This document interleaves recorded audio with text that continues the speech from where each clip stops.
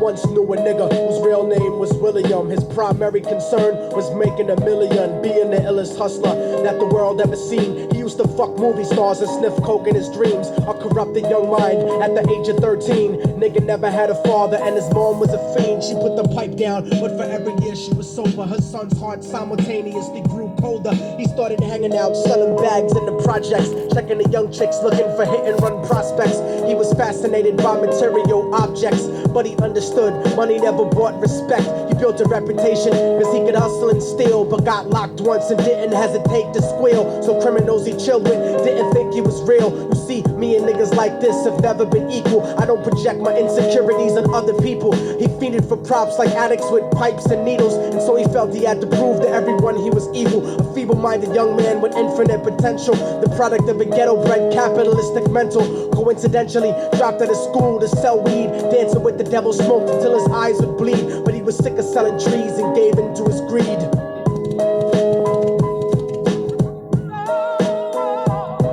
Everyone tryna be trife, never face the consequences. You probably only did a month for minor offenses. Ask a nigga doing life if he had another chance. But then again, there's always the wicked that knew in advance. Dance forever with the devil on a cold cell block. But that's what happens when you rape, murder, and sell rock. Devils used to be gods, angels that fell from the top. There's no diversity because we're burning in the melting pot.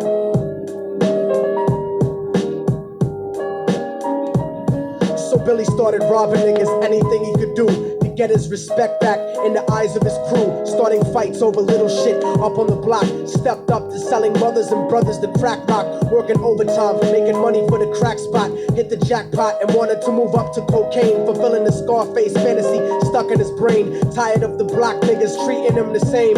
He wanted to be major like the cutthroats and the thugs. But when he tried to step to him, niggas showed him no love. They told him any motherfucking coward can sell drugs. Any bitch nigga with a gun can bust slugs. Any nigga with a red shirt can front like a blood. Even Puffy smoked the motherfucker up in the club. But only a real thug can stab someone till they die. Standing in front of them, staring straight into their eyes. Billy realized that these men were well guarded, and they wanted to test him before business started. Suggested raping a bitch to prove he was cold-hearted. So now he had a choice between going back to his life or making money with made men. Up in the sight, his dreams about cars and ice made him agree a hardcore nigga is all he ever wanted to be. And so he met them Friday night at 2:45.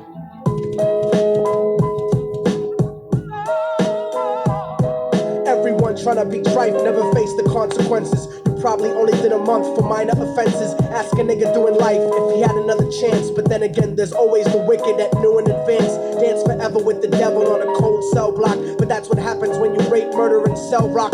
Devils used to be gods, angels that fell from the top. There's no diversity because we're burning in the melting pot.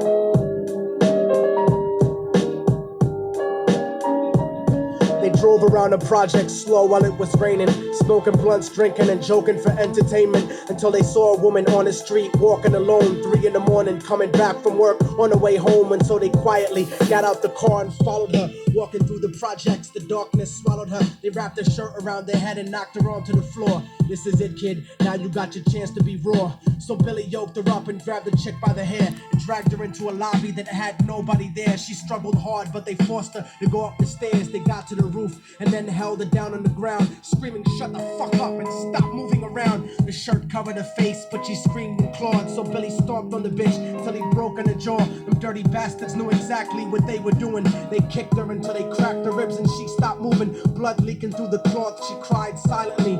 And then they all proceeded to rape her violently. Billy was made to go first, but each of them took a turn, ripping her up and choking her until her throat burned. Her broken jaw mumbled for God, but they weren't concerned. When they were done and she was lying bloody, broken and bruised, one of them niggas pulled out a brand new 22. They told him that she was a witness for what she'd gone through, and if he killed her, he was guaranteed a spot in the crew. He thought about it for a minute, she was practically dead, and so he leaned over and put the gun right to her head.